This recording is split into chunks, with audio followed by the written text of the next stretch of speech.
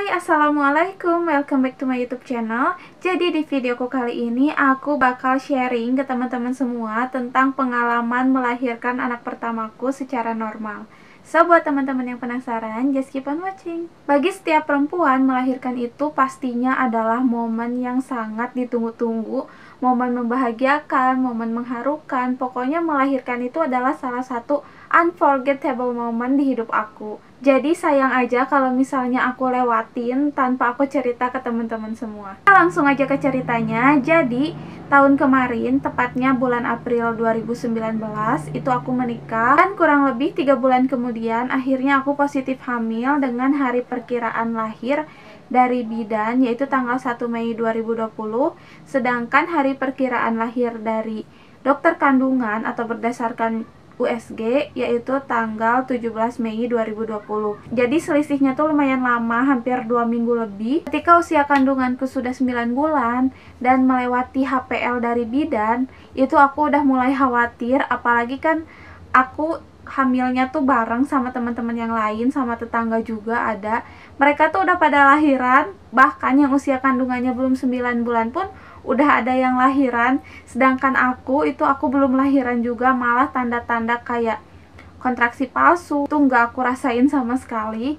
Jujur itu bikin aku khawatir. Akhirnya aku memutuskan untuk kontrol ke bidan yang biasa aku datengin. Sayangnya waktu aku mau kontrol ke bidan itu, ternyata bidan yang sering aku datengin itu dia tiba-tiba tutup praktik untuk sementara dengan alasan karena adanya COVID-19 atau corona. Sebelumnya aku emang pernah dikasih nomor WhatsApp si bidannya. Terus aku coba WhatsApp konsultasi lewat online gitu. Kalau misalnya kandungan aku tuh udah melewati HPL dari dia atau HPL dari bidannya, si bidannya malah bilang langsung aja ke rumah sakit atau ikutin aja HPL dari USG. Jadi dia tuh kayak lepas tangan gitu aja. Akhirnya aku ikutin HPL dari USG, yaitu tanggal 17 Mei 2020. Waktu USG terakhir kali si dokternya bilang kalau misalnya tanggal 17 itu aku belum lahiran juga, aku disuruh untuk kontrol kembali ke klinik tempat aku USG itu, karena bagaimanapun juga melahirkan melewati HPL itu punya banyak resiko. Aku sih berharap bisa lahiran sebelum HPL dari USG itu. Segala macam cara udah aku lakuin supaya bisa memancing kontraksi. Tapi sayangnya pas hari H ternyata aku belum lahiran juga. Jadi sampai tanggal 17 Mei itu aku belum lahiran juga. Akhirnya besoknya aku pergi lagi untuk USG ke klinik yang biasa aku datengin. Waktu itu aku ketemu sama teman mamaku yang lagi hamil juga. Jadi dia hamil anak ketiga, aku hamil anak pertama. Dia juga sama, kandungannya udah melewati HPL tapi belum lahir-lahir juga. Jadi waktu itu kita berdua dikasih obat perangsang supaya mules-mules gitu. Obat perangsangnya tuh mirip obat Oskadon yang dibagi 4, jadi kecil banget dan disimpan di bawah lidah. Waktu itu kita makan obat itu sekitar jam 11 sampai jam 12 siang. Dan temen mamaku jam 4 sorenya udah ngabarin bahwa dia udah lahiran. Sedangkan aku cuma ngerasain mules sedikit banget. Terus besoknya tanggal 19 Mei, seperti biasa kan rutinitas aku untuk jalan pagi. Jadi pas aku pakai jalan pagi, si mulesnya malah hilang. Jadi aku bukannya lahiran, tapi mulesnya malah hilang. Nah, setelah aku dikasih obat perangsang itu, si dokter kandungannya tuh bilang kalau misalnya hari Senin depan aku belum lahiran juga, itu aku harus langsung dirujuk ke rumah sakit. Bahkan surat rujukannya pun udah dia kasih, jadi aku nggak perlu ke klinik lagi, aku langsung aja ke rumah sakit kalau misalnya hari Senin depan belum lahiran juga. Waktu itu Senin depannya tuh bertepatan dengan hari kedua hari raya Idul Fitri. Jadi sempat cemas juga sih karena kan masih dalam nuansa Idul Fitri, takut bidan atau dokternya sebagian pada libur apa gimana. Jadi aku memutuskan pada hari Jumatnya itu untuk datang aja langsung ke rumah sakit. Hari Jumat itu aku datang ke rumah sakit dengan membawa surat rujukan dari klinik.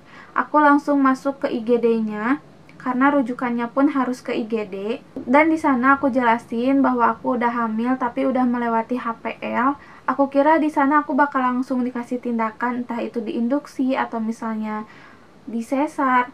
Tapi ternyata si perawatnya tuh bilang kalau misalnya enggak mules dan enggak ada keluhan apa-apa, ya ditunggu aja.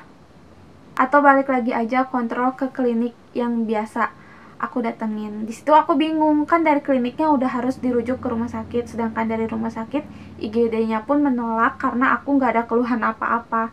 Mungkin aneh aja gitu kan, orang sehat masuk ke IGD. Setelah berdebat cukup lama sama si petugas administrasi itu, akhirnya si petugasnya ngasih solusi gimana kalau misalnya aku di USG lagi di rumah sakit itu dengan dokter yang ada di rumah sakit itu. Nah, nanti untuk tindakannya itu gimana si dokter dari rumah sakit itu, apakah aku bisa langsung ditindak hari itu juga atau masih bisa menunggu beberapa hari lagi. Akhirnya aku USG lagi di sana dan dokternya bilang segalanya masih bagus, masih normal, masih sehat. Si dokternya ngasih aku resep obat. Obatnya tuh harus diminum setiap 4 jam sekali. Jadi kayak kapsul gitu. Hari itu aku pulang lagi jam 12 siang. Setelah makan, aku makan obat pertamaku. Terus jam 4 sorenya itu aku makan lagi obat yang kedua. Seperti biasa, sore itu aku masih jalan-jalan santai gitu sambil ngabuburit karena waktu itu kan lagi bulan puasa juga. Nah, waktu jalan-jalan santai itu udah mulai kerasa kayak ada sakit mules.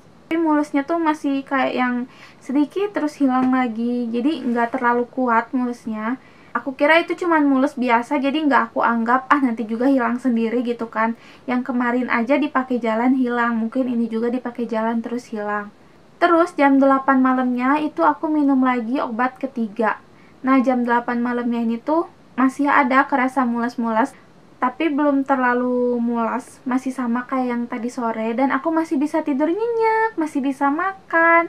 Sampai pada jam setengah 11 malam, itu pas lagi tidur tuh kayak apa ya, kayak mules mau head gitu, tapi yang masih wajar banget mulesnya tuh. Mungkin biasa, ini mungkin kontraksi palsu, aku mikirnya gitu. Makin lama makin gak bisa tidur kan. Jam 11 malam itu aku udah mulai keluar kamar. Terus aku coba pakai jalan-jalan. Waktu itu aku sempat download aplikasi timer kontraksi gitu. Jadi setiap sakit perut aku timer dan nanti kelihatan kan jedanya tuh berapa lama. Tiap mules aku timer, terus aku sambil jalan-jalan, tarik napas, buang napas.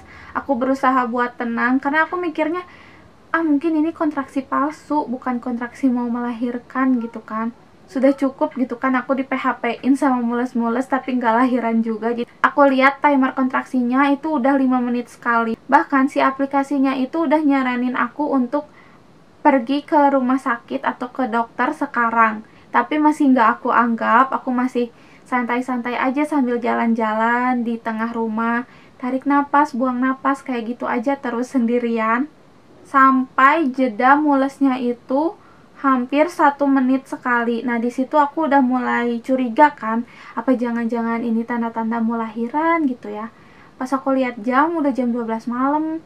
Akhirnya aku bangunin suami aku untuk nganter aku pipis. Di kamar mandi ternyata setelah dicek itu aku udah ada keluar darah. Jadi itu bukan bercak lagi, udah darah yang banyak sih enggak, tapi ya lumayan gitu. Akhirnya aku bilang sama suamiku, terus suamiku bangunin orang-orang yang ada di rumah. Nah, pas mau berangkat, waktu aku keluar dari pintu kamar, itu ketuban aku pecah. Rasanya ketuban pecah tuh kayak apa ya, kayak pipis tapi nggak bisa ditahan, tiba-tiba pup aja gitu.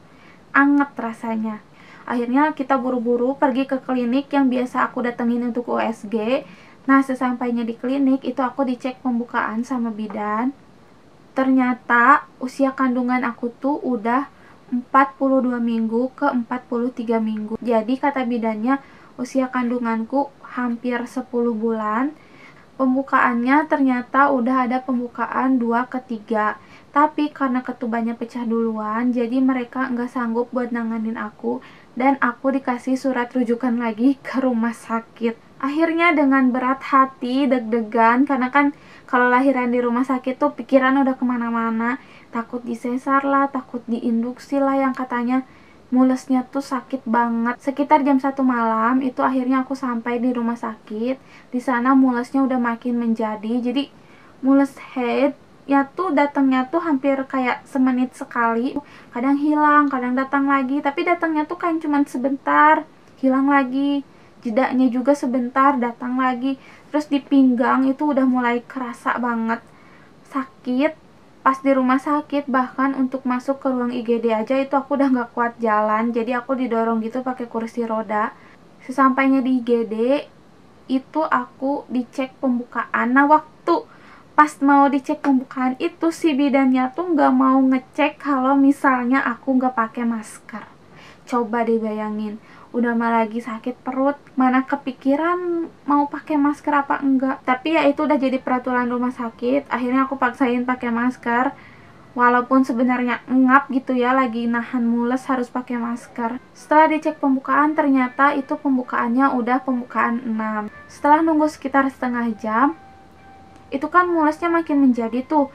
Nah, tiba-tiba tuh ada mules kayak pengen buang air besar gitu loh. Ada dorongan kuat untuk ngeden. Terus tiba-tiba ada satpam yang nyamperin aku dan nyuruh aku pindah ke ruang tindakan. Dan dari ruang IGD ke ruang tindakan itu beda gedung, jadi jauh. Aku dipakein kursi roda lagi, didorong sama si satpamnya, didorongnya pun ngebut. Setelah sampai di ruang tindakan, itu aku dicek lagi, ternyata pembukaannya udah lengkap dan udah siap untuk lahiran. Waktu itu pas mau ngeden tuh bidannya bilang pakai dulu maskernya, pakai dulu maskernya. Ya elah, ya ampun, udah mau lahiran pun masih tetap diingetin untuk selalu pakai masker. Akhirnya aku turutin, aku pakai masker. Pun napas udah engap, terus ditambah pakai masker, kan coba bayangin ya, gitulah ya.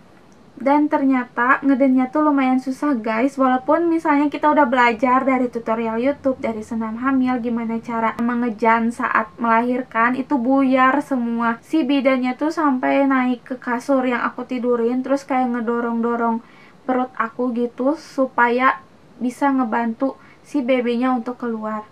Dan akhirnya pada jam 2 subuh tanggal 23 Mei 2020, akhirnya anakku lahir. Alhamdulillah dengan selamat, tidak ada kurang apapun. Sempet worry sih karena pas keluar, jadi si dede bayinya tuh kayak nggak nangis gitu.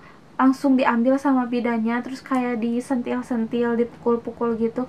Akhirnya dia mau nangis, tapi nangisnya juga belum lancar gitu ya. Kayak cuman gitu aja. Babynya dibersihin dulu, kayak dilap-lap gitu supaya nggak ada darah atau kotoran dari rahim. Dan akunya itu dijahit. Jadi waktu lahiran itu kedengeran banget ada suara gunting yang ngegunting vagina aku, kayak krek krek.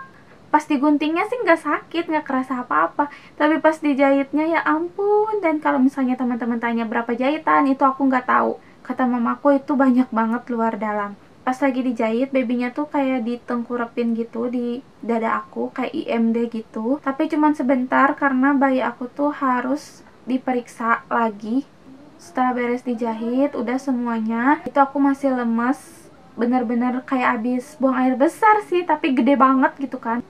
Terus aku nggak boleh pulang kalau misalnya aku belum pipis. Setelah aku udah bisa pipis, udah diperiksa sama dokter, itu suami aku datang dengan membawa kabar yang agak kurang baik.